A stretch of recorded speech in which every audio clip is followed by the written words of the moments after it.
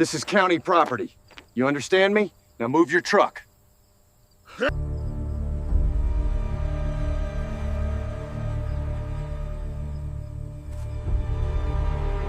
late afternoon sun slid low over Mason Ridge as Elijah Carter loaded the last crate of sweet corn into his battered pickup.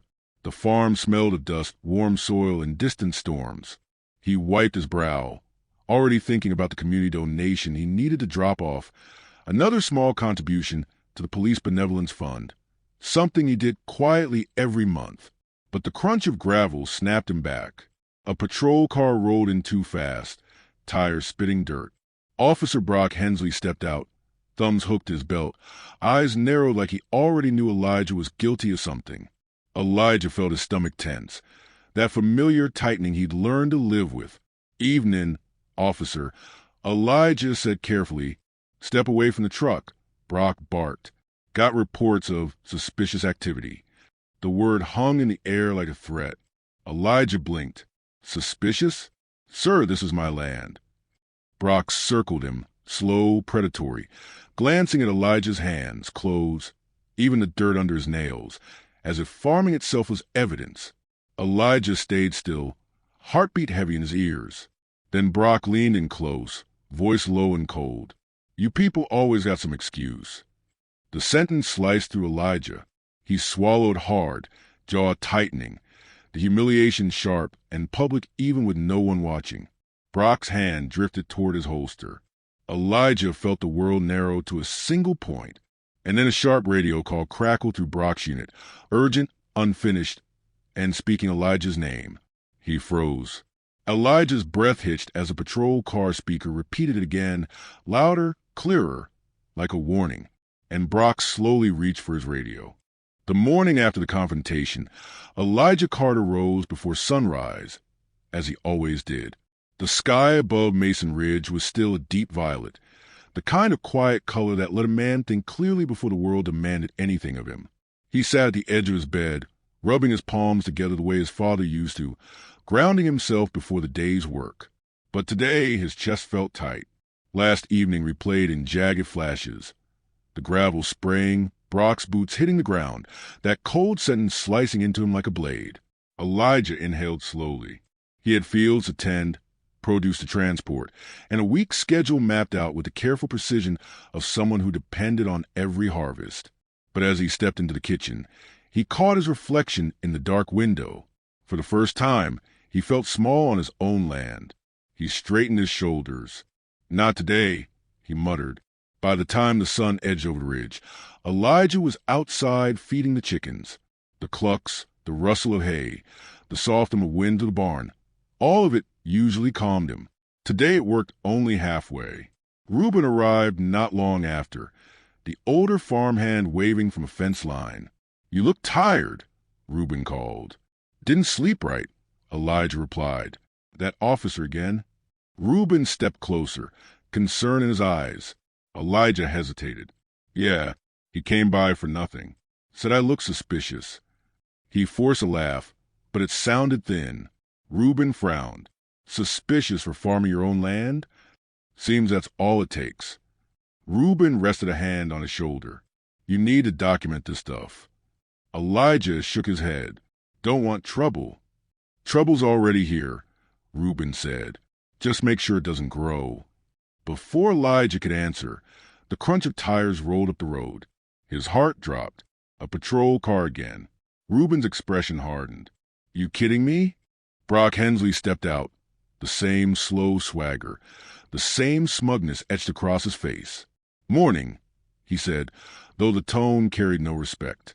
Elijah wiped his palms on his jeans. "You need something, officer?"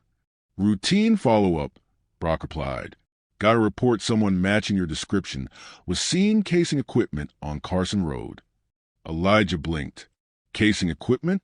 I haven't left my farm." "That's so." Brock circled him again, eyeing the barn, the crates of produce, even the boots on Elijah's feet. "Got ID on you?" "In my truck," Elijah said quietly. "Get it." Reuben bristled. "He's known in this whole county. You don't need his." Brock shot him a glare. "Did I ask you, old man?" Elijah stepped between them. "It's fine, Reuben." He moved toward his truck, Brock shadowing him like a threat. Elijah handed over his ID with steady hands, though his pulse hammered beneath the skin. Brock looked it over, nodding slowly, too slowly. "Ever been arrested?" "No." "Ever been detained?" "No, sir." Brock leaned in closer. "Ever lied to law enforcement?" Elijah met his stare. "No." Brock smirked, like the answer disappointed him. He flipped the ID back at Elijah, letting it fall short so it hit the dirt. Elijah inhaled sharply but didn't move. Reuben muttered, "You don't have to take this." Brock turned his attention to the crates. "What's in there?" "Corn. For the market. Mind if I check?" Elijah swallowed. His instinct screamed no, but refusing would only make things worse. "Go ahead." Brock opened crates, inspecting each like contraband might be tucked under a cob. He said, tapping one crate unnecessarily hard. "You sure you grew all this?" "Yes." "Funny," Brock said, standing straight. "Got a call someone's been stealing from Carson Farms." Elijah blinked again. "Stealing? Officer, not accusing." Brock raised both hands mockingly. "Just observing." Reuben stepped forward. "You're harassing him." Brock didn't look at him. "You know, Elijah, people watch. They talk. Kind of man keeps to himself. Comes and goes at odd hours." "That's farming," Elijah cut in, voice trembling despite his effort. "Sure it is," Brock said with a smirk. Silence stretched like a wire between them. The birds quieted. The wind eased. Even the chickens stopped scratching the dirt. Elijah finally spoke. "Are you done here?" Brock stepped close enough that Elijah felt the man's breath. "Not even close. I'll be watching." His voice dropped lower. "Men like you always got something to hide." The sting hit deeper because it was baseless, cruel, and designed to provoke. Elijah clenched his jaw, but refused to react. Brock returned to his car, slamming the door harder than necessary. The patrol car backed out slowly, headlights flashing like a threat, before he drove off.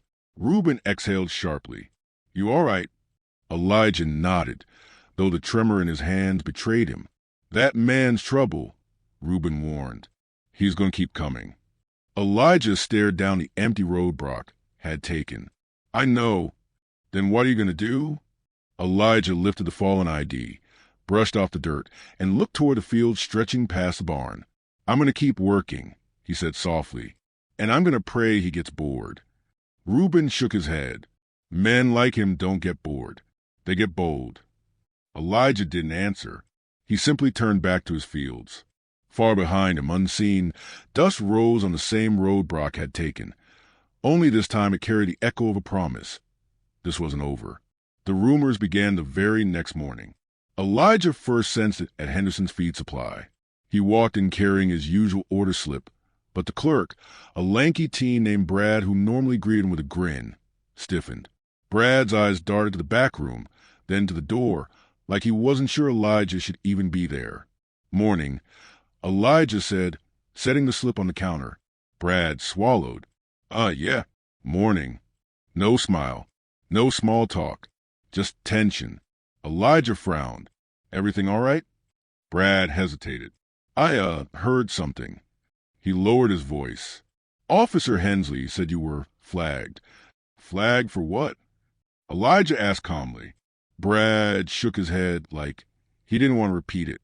"Suspicious activity," he whispered. "Said you've been poking around other people's equipment." Elijah closed his eyes briefly. Brock had wasted no time. "Brad," Elijah said softly, "you've known me since you were 8. "I know," Brad whispered, anxiety creasing his forehead. "But I'm not supposed to. He told us to call if..." "If what?" Elijah asked. Brad's voice dropped to a hush. "If you come by acting strange." Elijah stared at him. Acting strange. A phrase that could mean anything and nothing. He forced a steady breath. "Just ring up the feed." Brad nodded shakily and did exactly that, hands trembling the whole time. As Elijah carried the bags out to his truck, he felt eyes on him. Not curious, cautious, fearful, suspicious. When he reached home, Reuben was already waiting by the barn. "You here?" Reuben asked. "Hear what?" "That Brock filed a report on you." Elijah paused mid-step. "A real one?" Reuben folded his arms. "A suspicious person of interest notation. Says you were seen near Carson Road 2 different nights." "I wasn't anywhere near Carson Road," Elijah muttered. "I know that. You know that. But all it takes is him writing it down." Elijah leaned against the truck door, feeling a heavy knot form in his stomach. "So what happens now?" "Now," Reuben said, "they start looking for reasons to stop you." As if summoned, a sheriff's SUV drove past on the road. Slow, deliberate, the kind of slow meant to be noticed. Elijah watched it crawl by, the deputy inside peering directly into the driveway. Reuben exhaled. "Told you." Elijah shook his head. "Maybe it's coincidence." Reuben raised an eyebrow. "You believe that?" Elijah didn't answer. Later that afternoon, Elijah loaded fresh baskets into his truck, planning to deliver produce to the market. As he drove through town, he noticed the same deputy following him 2 car lengths back.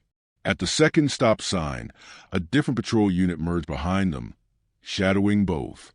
"Lord," Elijah muttered under his breath. "This fast." He turned onto Main Street. Both patrol cars turned with him. When he pulled into the public market's parking area, they pulled in 2, one stopping behind him, one circling around to watch from the entrance. People stared as Elijah stepped out of his truck, suddenly caught in a silent spectacle. A deputy climbed out. Officer Avery, younger, calmer than Brock, but clearly tense. "Mr. Carter," Avery said. "Morning, deputy." Avery cleared his throat. "We, received a call about your vehicle." Elijah raised an eyebrow. "My parked truck caused concern?" Avery shifted uncomfortably. Caller said it matched the description from a recent report. Elijah's jaw tightened. Brock's report. Avery didn't confirm it, but his silence did. Reuben's warning echoed in Elijah's mind. Trouble's already here. Avery walked around the truck, checking the plates, the bed, even the baskets of produce. A small crowd formed near the market entrance, whispering. Elijah felt heat crawl up his neck. He kept still. Avery finally stepped back. "Everything looks fine." Elijah exhaled slowly. It always did. Avery's expression softened for a brief second. "I'm just doing my job." Elijah met his eyes. "And I'm just doing mine." Avery nodded once, then returned to his vehicle. The second patrol car left moments later, but the damage was already done. Inside the market, a vendor Elijah had worked with for years, Mrs. Hartley, avoided his gaze. When he approached her booth, she stepped back slightly. "Mrs. Hartley," he said gently, "your order's ready in the truck." She clutched her purse. I actually won't be needing produce this week." Elijah blinked. "You told me yesterday you were short on greens." Her eyes flicked toward the door, where the deputies had been. "Well, I've changed my mind." "Because of Brock's rumor?" Elijah asked quietly. Mrs. Hartley didn't answer, but the silence was its own confession. Elijah turned away slowly. Every step felt heavier. By the time he returned to his farm, the weight of the day settled over him like an unwelcome shadow. Reuben met him by the barn. "How bad was it?" Elijah set down a crate with more force than necessary.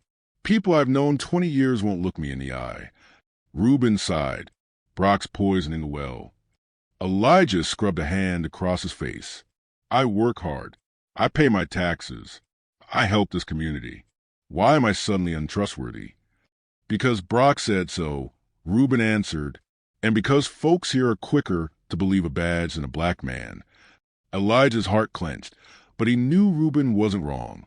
They stood in silence until Reuben finally said, "You need to fight back. File something. Tell someone." Elijah shook his head. "I don't want to start a war." Reuben stepped closer. "It already started, Elijah. You're just trying not to notice." Elijah opened his mouth to respond, but headlights flared at the far end of the road. Another patrol car creeping slowly past the property. Reuben whispered. You seeing this? Elijah nodded, throat tight. Yeah, I'm seeing it. The patrol car paused as if taking inventory of the farm, then rolled on. Reuben placed a hand on his shoulder. They're trying to make you break. You hear me? That's the strategy. Elijah's voice trembled. I won't break. Reuben looked at him sadly. Everyone breaks, Elijah. The question is what happens before you do. Elijah watched the dust trail fade behind the departing patrol car. He whispered, more to himself than to Reuben, I just want to live my life. Reuben answered softly, then you're going to have to fight for it. Elijah stared down the road Brock had turned into a weapon. Somewhere deep inside him, something shifted, not anger, not yet, but quiet, tightening resolve. This wasn't just harassment anymore. This was a campaign. And he wasn't sure how much longer he could carry the weight alone. The cracks in Elijah's world began small, a canceled order here, a missed call there. But by the end of the week, they had widened into something undeniable. It started with the buyers. Elijah stood in his packing shed when the first message came through. Henderson Grocers was reassessing its vendor lists. The second message arrived minutes later from a restaurant that had purchased its produce for years. We're switching suppliers temporarily. The third was worse. A buyer he trusted wrote, simply, heard some concerns. Go to pause orders until things clear up. Elijah stared at the screen, pulse hammering. His produce was the same, his work ethic unchanged. But a rumor, one man's imagination, had become a shadow stretching over everything. Reuben entered the shed carrying a box of peppers. You all right? No, Elijah murmured. Not even close. Reuben set the box down. What happened now? 3 buyers canceled. Elijah said quietly, no reason, just canceled. Reuben cursed under his breath. That's Brock. He's running his mouth. Elijah closed his eyes. I can handle a rude officer. But this? My livelihood. Reuben stepped closer. Then let's talk to the council. You need someone official to hear you out. Elijah hesitated. You think they'll listen? They'll pretend to, Reuben replied. But maybe one of them has a spine. By late afternoon, Elijah and Reuben walked into the town hall. Its old wood floors groaning under years of patched repairs. The lobby smelled of dust, paper, and faint disinfectant. A receptionist looked up, polite but distant. Council meeting? She asked. We're here to speak with someone privately, Elijah said. She gestured toward a hallway. Councilwoman Delgado is in her office. She's the only one not in a meeting. Reuben shot Elijah a look. Good. She's the one I trust anyway. Councilwoman Maria Delgado was in her mid-40s, sharp-eyed, with a calm presence. She looked up from a stack of papers when they knocked. Elijah Carter, she said warmly. Haven't seen you in here in a long time. What's going on? Elijah sat slowly. It's Officer Hensley. Her expression tightened. Go on. Elijah explained everything. The stops, the rumors, the way Brock hovered around his land like a hawk circling prey. Reuben added details Elijah had tried to downplay. The late-night headlights sweeping the farmhouse. The way patrol cars slowed whenever Elijah drove through town. Delgado listened without interrupting. When he finished, she leaned forward. Elijah, why didn't you come sooner? I didn't want it to escalate. Elijah said quietly. It escalated the moment he started targeting you, she replied. This is not new behavior for Brock. Reuben raised an eyebrow. You've heard complaints? More than I should have, Delgado said. But people are afraid to speak out. He has allies in the department, and the sheriff tends to lose certain reports. Elijah felt heat rise in his chest. So nothing will happen? Not if you stay silent, she said firmly. But if you file a formal complaint, I can ensure it goes to the county oversight board. Elijah looked down at his hands. And what happens to me while Brock finds out I filed it? Delgado hesitated. I won't lie. It might get worse before it gets better. Elijah exhaled shakily. That's what I was afraid of. Reuben leaned forward. Maria, what would you do in his shoes? Delgado met Elijah's eyes. I would file it, because silence won't protect you. Elijah absorbed her words, heavy and real. He stood slowly, Thank you for listening. I'll think about it. As they left the office, Delgado added softly, Elijah, this town owes you better. I hope they show it. But outside the building, the first thing Elijah saw was a patrol car idling across the street. Brock sat inside, watching. Reuben swore under his breath. He followed you here. Elijah felt cold prickles crawl up his neck. He knows. They walked to the truck, trying not to look in Brock's direction. The engine revved as they approached, headlights flickering like a taunt. Brock rolled his window down a few inches. Busy day, boys? Elijah kept his gaze forward. Just town business. That's so. Brock's voice carried a thin smile. Heard someone's been making accusations. Elijah didn't bite. Have a good day, officer. For your sake, Brock said, you better choose your words carefully. Reuben stepped forward. Fury etched in his face. Leave him alone. Brock's expression shifted into something darker. Old man, you don't want to test me. Elijah nudged Reuben back. Let's go. As Elijah drove away, Brock's patrol car followed for 2 blocks before finally turning off. Elijah's hand shook on the wheel. This isn't policing, Elijah whispered. This is intimidation. Reuben nodded grimly. That's what I've been telling you. The strain followed Elijah home. Later that night, while he watered the crops under the fading light, the distant rumble of an engine made him pause. Headlights crept along the road, then slowed to a stop near the fence line. Brock again. The patrol car idled for a full minute, lights casting long shadows across the field. Elijah forced himself to continue watering, refusing to give Brock the satisfaction of reacting. But the fear was real, sharp, electric, humming under his skin. When the patrol car finally drove off, Elijah's heart still pounded. Inside the farmhouse, he locked every door and window, something he hadn't done in years. He sat at the kitchen table, staring at the silent phone, wrestling with the weight of inaction. Delgado's words echoed, silence won't protect you. Reuben's echoed too, men like him don't get bored. They get bold. Elijah pressed his palms to his eyes. What am I supposed to do? A soft but startled him. A text from Ms. Delgado. If you change your mind, I'll be ready to help. Please stay safe. Elijah stared at the screen. He typed, deleted, typed again, then stopped. He wasn't ready. He wasn't sure he'd ever feel ready. But he did know one thing. Brock had crossed a line Elijah had hoped would stay intact. A line that once crossed meant something fundamental had shifted in the town he called home. He looked out the window at his dark fields, the land he tended, the soil he trusted, the place that once made him feel safe. Now it felt smaller, more fragile, more exposed.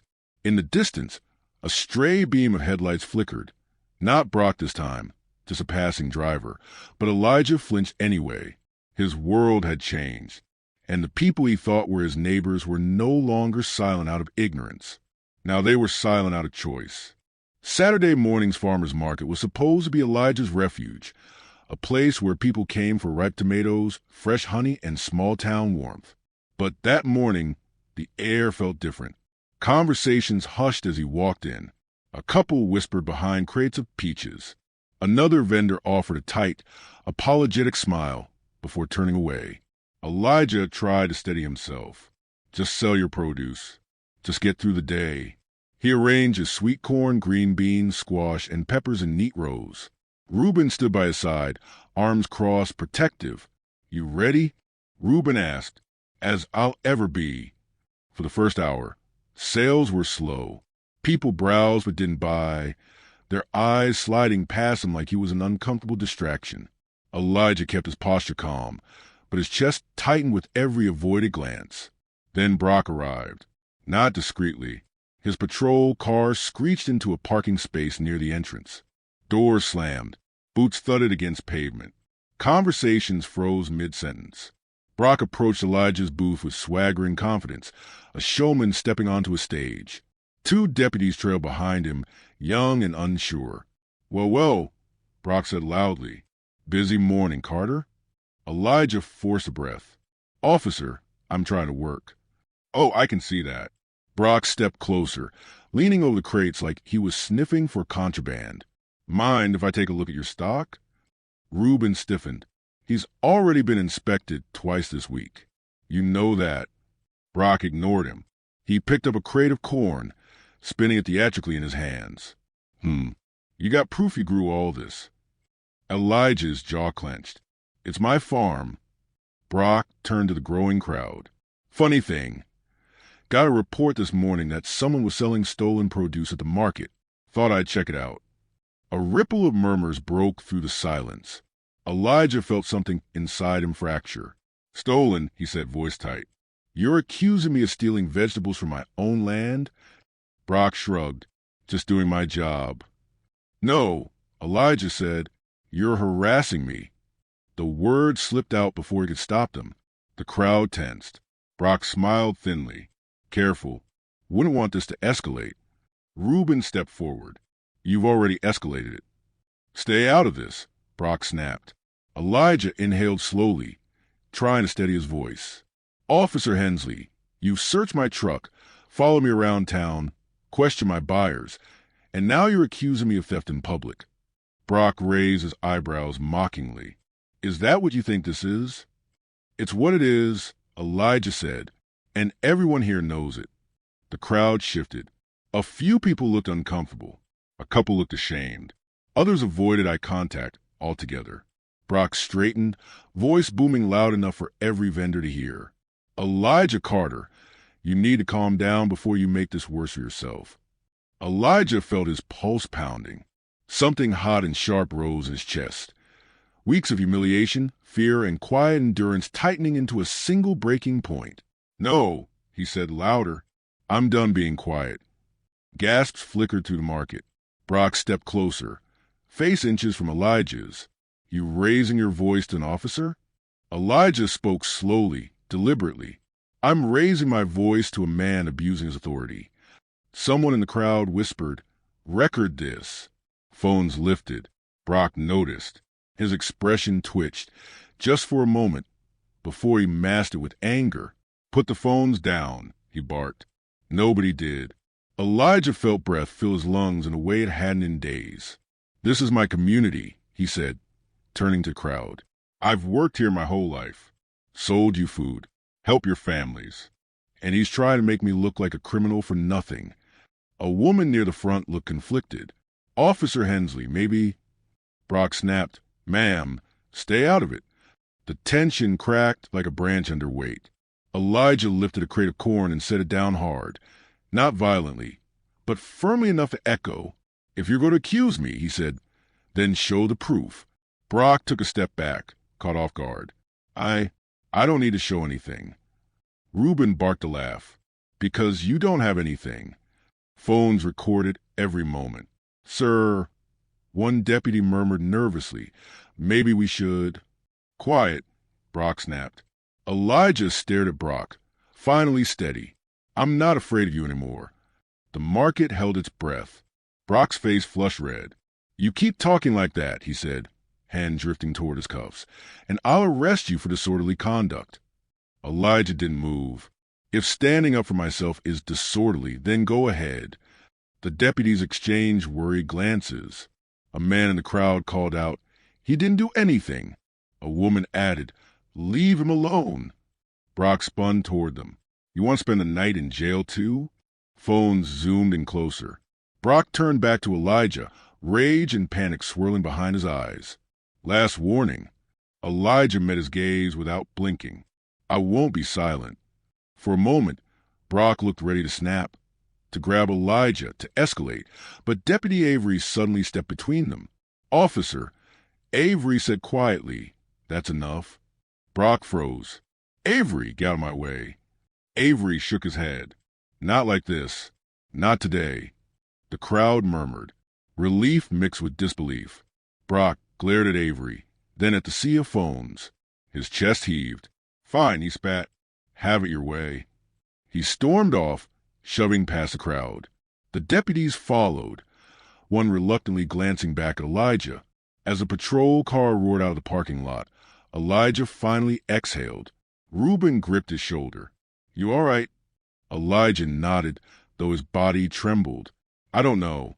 Customers slowly approached, some apologetic, some quietly supportive. A young woman lowered her phone. This video, it's already spreading. Elijah swallowed hard. God help me, Reuben whispered. No turning back now. And Elijah felt it, something shifting around him. The line Brock had crossed was now visible to everyone. And for the first time, the town was staring at the truth. The video spread faster than wildfire in dry grass. By Sunday morning, Elijah's phone buzzed nonstop. Missed calls, unread messages, and notifications from people he hadn't heard from in years. He ignored them all. He sat on the porch with his morning coffee, staring out at the fields that once brought him peace. Now they felt like a battlefield. Reuben walked up the steps, shaking his head. Town's talking. Elijah sighed. I figured. They're split, Reuben continued. Some think you stood up for yourself. Others think you're stirring trouble. Elijah stared into his cup. I didn't stir anything. I just defended what little dignity I had left. Reuben sat beside him. Folks ain't used to seeing someone push back against Brock. That's exactly the problem, Elijah murmured. A car slowed on the road, not a patrol car this time, but a white sedan with a state agriculture emblem. The driver, a young woman in a crisp blazer, stepped out with a clipboard in hand. Elijah Carter? She called warmly. Elijah stood. That's me. She smiled. I'm Lena Ortiz. I'm with the State Agriculture Nonprofit Association. We're doing annual outreach visits to independent farms. You were on our list this year. Reuben raised an eyebrow. You sure you got the right farm? Oh, yes, Lena said, flipping through her clipboard. Elijah Carter, known for consistent produce quality, fair pricing, and she paused, reading a line carefully, listed as a long-term supporter of law enforcement community charities. Elijah froze. Reuben blinked. Supporter of what now? Lena didn't seem to notice the tension. We appreciate farmers who give back. It's rare. I was hoping to walk the property and talk about possible grant opportunities. Elijah swallowed. Of course. Yes, we can do that. As they walked the rows, Reuben leaned close. You donate to police charities? Quietly, Elijah whispered. Anonymous. At least, I thought it was anonymous. Lord, Reuben muttered. If Brock knew. He doesn't, Elijah said quickly, and I'd rather keep it that way. But fate had other plans. While Lena toured the greenhouse, a black SUV rolled up the driveway. The door opened and Councilwoman Delgado stepped out, holding a stack of papers. Elijah, she said, nodding to Lena politely. Didn't expect company. Lena returned the smile. Just doing a routine visit. Delgado lowered her voice. We need to talk. Privately. Reuben covered for them, keeping Lena engaged while Delgado pulled Elijah aside near the barn. I've been collecting statements, Delgado whispered. Witnesses from the market, people who've seen Brock tailing you, even someone who overheard him bragging at the bar. Elijah's shoulders tensed. And I think you should file that complaint now. The County Oversight Board is in town this week. If we move fast, we can get this in front of them. Elijah exhaled. Maria, I'm scared. Delgado's expression softened. You should be. That's why you need protection. Elijah looked toward Lena in the distance, laughing with Reuben over a crooked row of tomatoes. If things get worse, I'll lose everything. Delgado shook her head.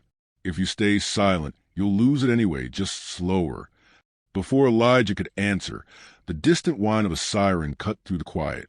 It grew louder, fast, until Brock's patrol car came barreling into the driveway. Reuben muttered a curse as Brock stepped out, badge gleaming, jaw tense. Lena blinked. Oh, hello, officer? Brock ignored her entirely. His glare was fixed on Elijah. You got visitors now? Brock asked, voice sharp. Elijah forced a slow breath. It's a state visit. Routine. Routine. Brock scoffed. Funny timing. Delgado stepped between them. Officer Hensley, you are interfering with a state inspection. Brock sneered. Councilwoman, this doesn't concern you. Oh, it concerns me, Delgado shot back. and it concerns the entire town. Brock's eyes flicked toward Lena. State Inspector. Huh? Mind showing me your credentials? Lena frowned but pulled out her badge. Is everything all right? No, Brock said. I've got an open investigation on this property. Elijah's heart lurched.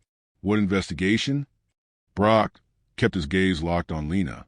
Possible theft, fraud, market violations. Reuben stepped forward. That's a lie. Brock snapped. Back off. Delgado glared. You know there's no investigation.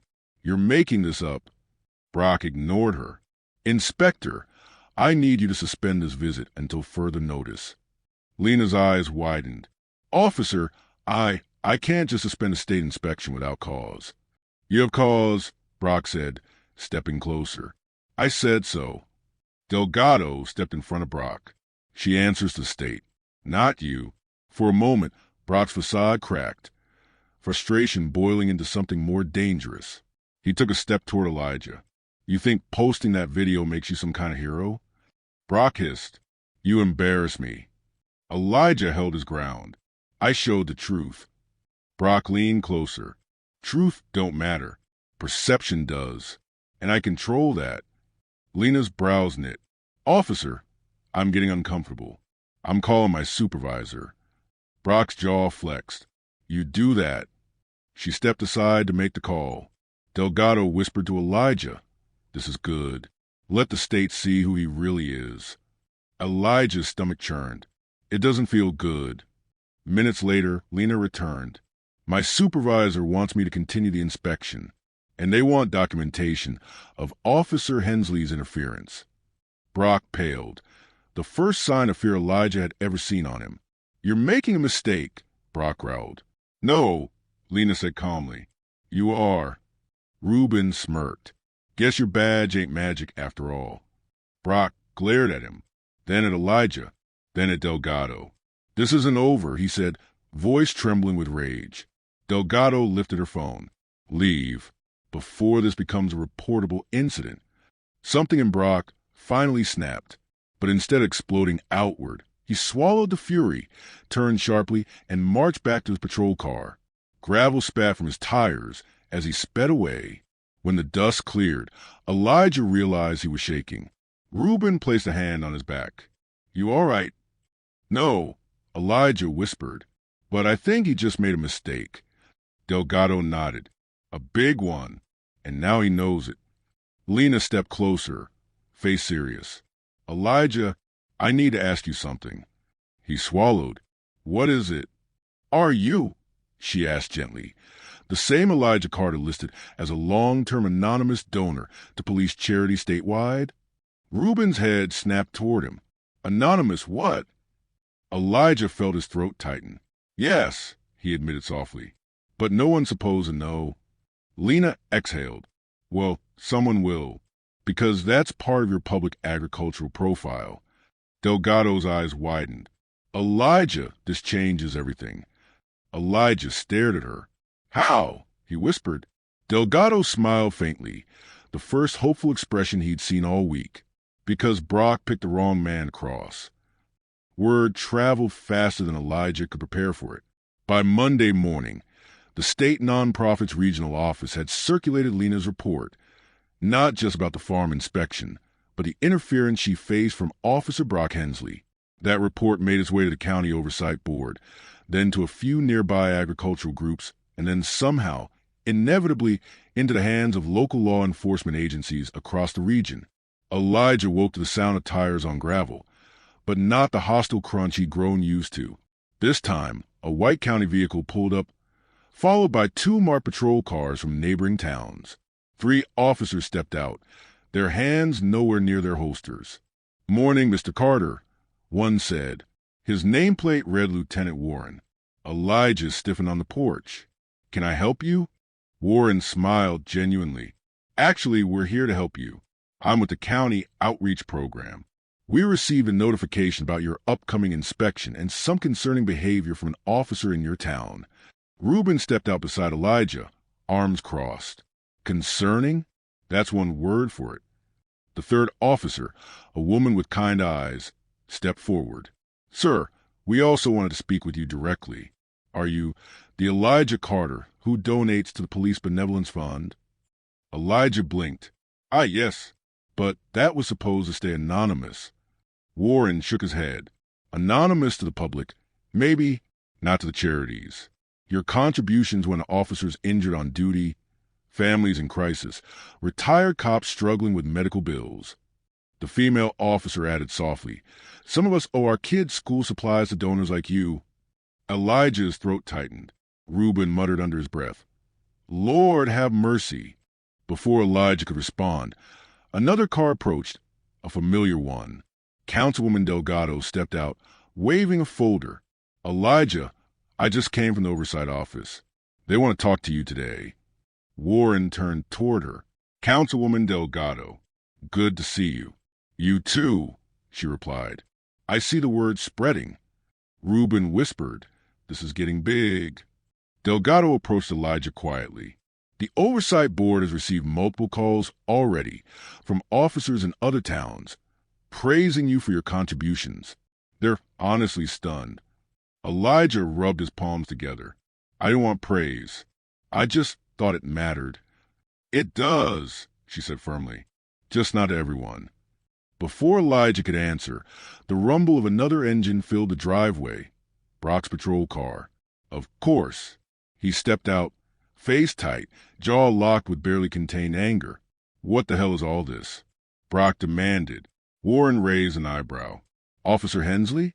Brock ignored him and stalked toward Elijah. You organizing some kind of stunt now? Reuben stepped forward. Back off. No, Brock snapped. You back off. Warren moved between them. Officer Hensley, you need to calm yourself.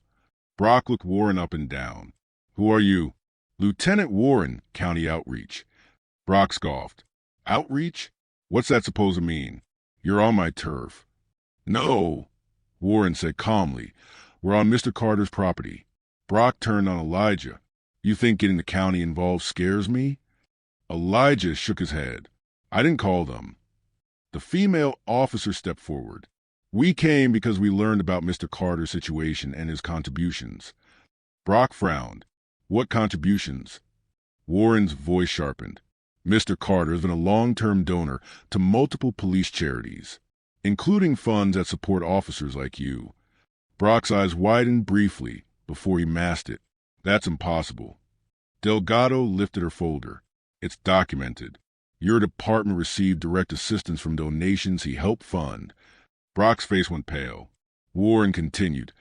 Your town's officers received winter gear grants 4 years in a row. That program was held afloat by 2 major donors. Elijah Carter was one of them. Reuben cleared his throat loudly. Guess your suspicious farmer has been paying your bills. A murmur passed through the gathered officers. Brock sputtered. I didn't know that. Warren crossed his arms. It's our job to know, and it's your job to treat community members with respect, especially ones who support your department. Brock glared at Elijah. You never said anything. Elijah stared back, tired and steady. Didn't think I needed to. Silence spread through the yard like a slow wave. Then another vehicle approached, the sheriff's SUV. Sheriff Dawson stepped out, stiff and uneasy. He looked at Brock, then at the county officers, then finally at Elijah. Mr. Carter, Dawson said, I'd like to speak with you privately. Elijah shook his head. Anything you have to say, you can say here. Dawson sighed. We've received multiple complaints, videos, witness statements, and now the Oversight Board is asking for Brock's file. Delgado folded her arms triumphantly. Good. The sheriff shot her a glare, but continued. Officer Hensley, you are being placed on administrative leave pending investigation. Brock spun toward him. What? You can't do that. I can, Dawson said, and I'm required to. Brock's gaze darted around, to the officers, to Delgado, to Elijah. This is a setup. You're all turning against me because of one stupid video. Reuben barked. It wasn't one video. It was weeks of harassment. The sheriff raised a hand. Brock, you're done for now. Turn in your weapon and badge. Gasps echoed softly. Brock's voice cracked. Sheriff, come on. I've served this town 10 years.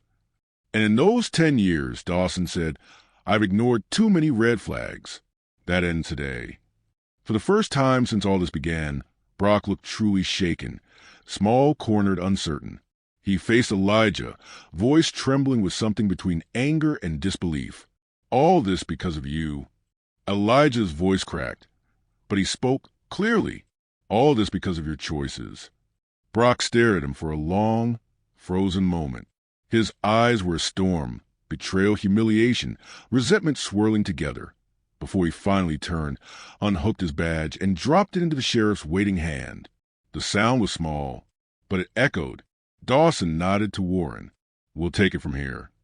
Brock walked back to his car, slower than usual, shoulders no longer squared, and drove away, dust lifting behind him like the fading tail of a comet losing light.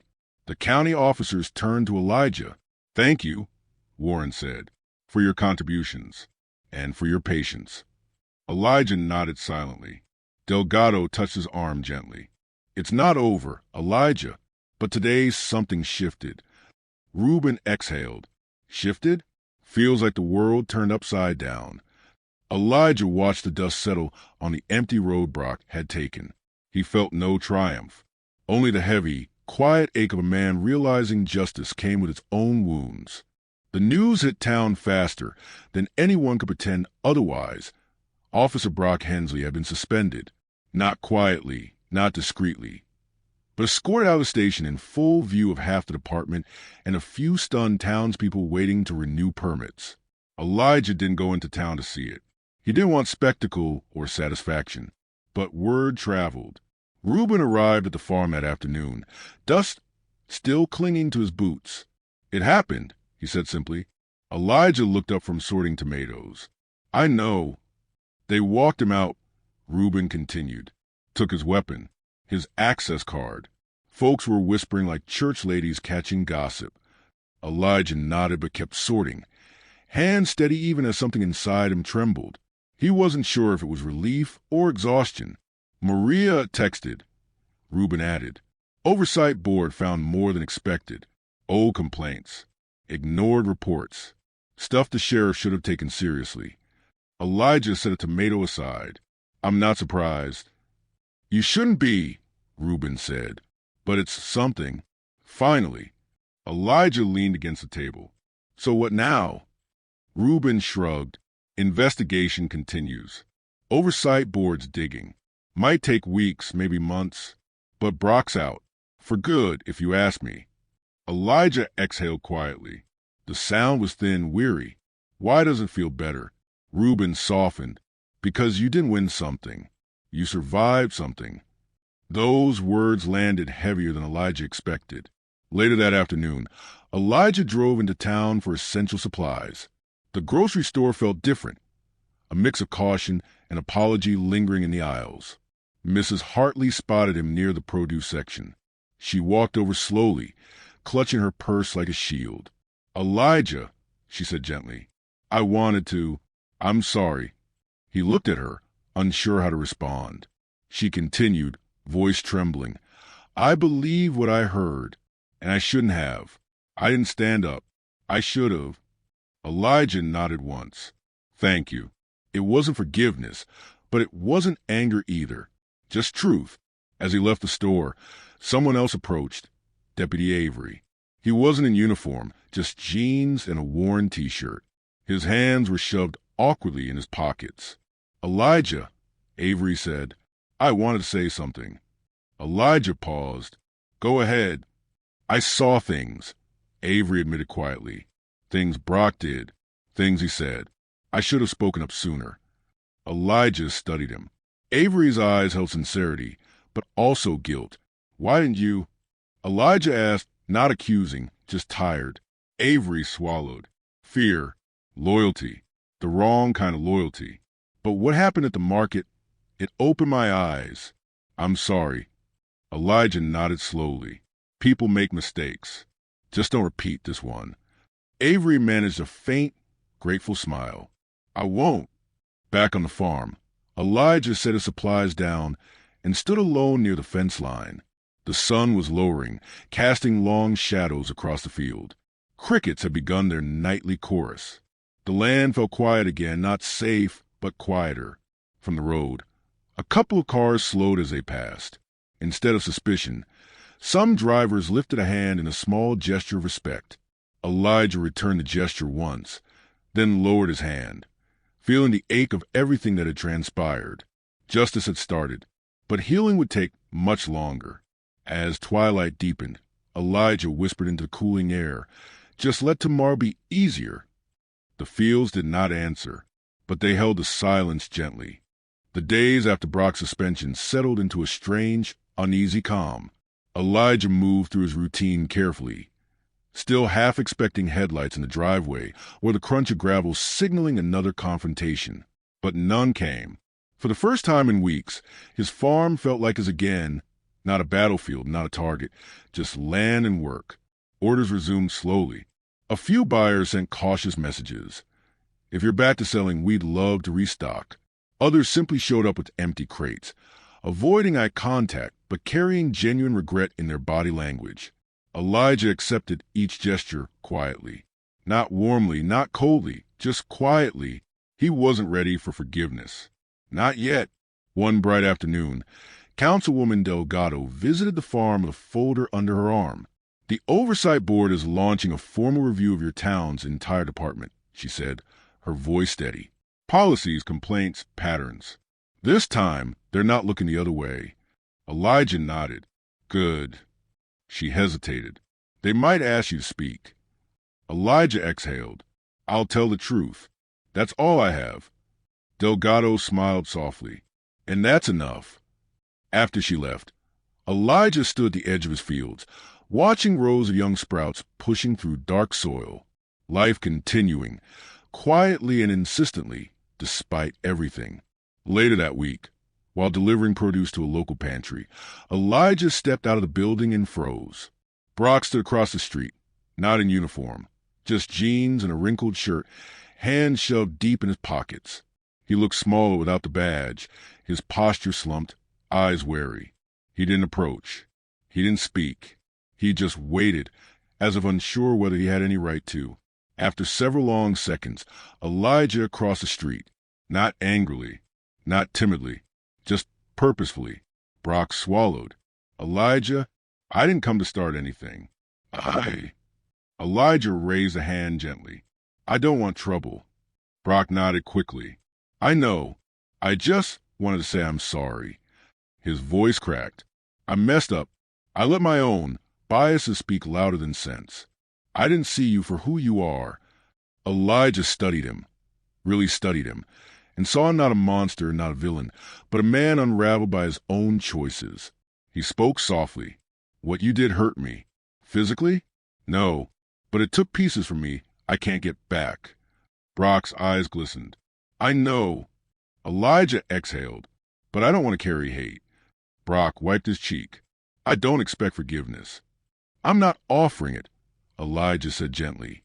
"Not today. Maybe not ever. But I don't want either of us stuck in what happened. Learn from it. Be better than you were." Brock nodded, trembling. "I will." Elijah stepped back. "Take care of yourself." Brock watched him walk away, shoulders sagging with the weight of consequence. That evening, Elijah returned to his farm just as dawn-colored light softened across the fields. He walked into the open acres, letting the cool air brush against his skin. Kneeling, he pressed his hand to the soil, grounding himself the way he always had. The land didn't judge him, didn't fear him, didn't accuse him. It simply waited for him to continue. Reuben approached quietly. "Long day?" Elijah nodded. "But a better one." Reuben smiled. "That's all we can ask for." Elijah looked across the horizon. "I want things to change. Not just for me, for everyone." Reuben patted his shoulder. "Start where you stand." As the sun dipped behind Mason Ridge, Elijah rose, dusting soil from his hands. He walked back toward the farmhouse, toward work, toward healing, toward whatever tomorrow held. He didn't feel victorious. He felt steady. And in the quiet of the fading light, that felt like enough.